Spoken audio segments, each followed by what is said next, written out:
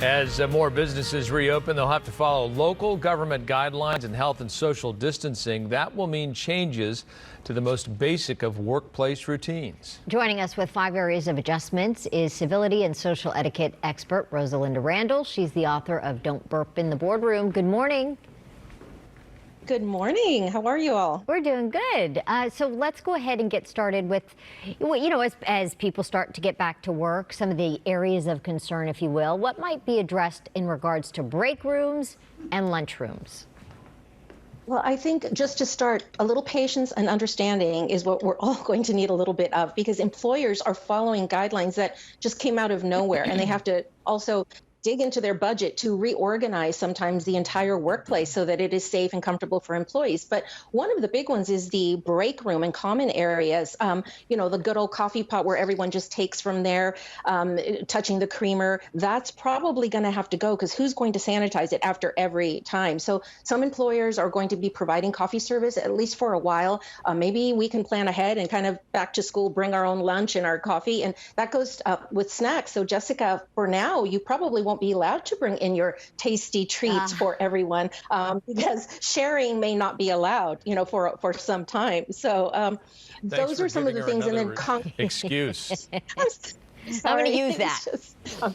Following guidelines and congregating too. Maybe there's going to be recess times. This department goes at this time. So it's going to be a period of adjustment for everyone.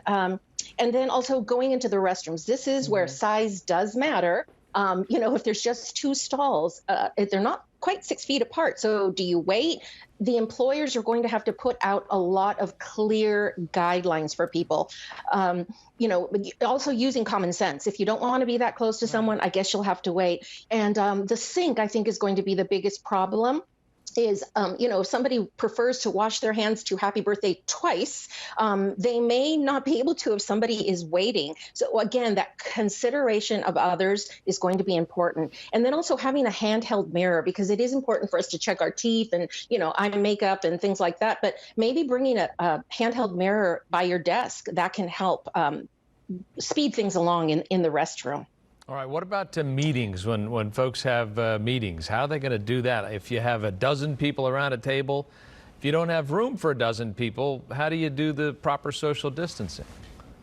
I've heard a lot of people say, wow, we realized how little we really needed all those meetings. A lot of companies are going to keep them online. Maybe every Wednesday, everyone tunes in, perhaps sending 1 or 2 employees from each department to attend so that they can have social distancing and then report back to their coworkers. That's another thing. And then keeping the meetings short and sweet and focused. No socializing before, no socializing after. Or, some companies, if they have the luxury of rooms that are bigger, they can hold them there. But online and email will be used a lot more. Something else that we've even noticed here is your coworker coughs or sneezes. It happens. Yeah. But you don't want everyone pointing and going, she's coughing and sneezing. So what's the protocol there? What do we do? Well, that happened to me. I coughed, but I swallowed wrong. The water went down the wrong pipe, and I had 2 people give me that glare, like, what's wrong with you? All I said, and this is what I think we might have to do for a while, is, it just went down the wrong pipe, to ease people's minds. Or you sneeze, suffering from allergies, or I just put pepper in my food. We may have to explain in case people, do give you that look. If you see that they're concerned, I say takes 30 seconds or 7 seconds to give them an explanation. And for people who are very highly concerned over these things, think about it. Even a hearty laugh expels, a lot of bacteria. So, where do we draw the line? And then companies are going to mandate or strongly suggest the wearing of masks for some time in the workplace.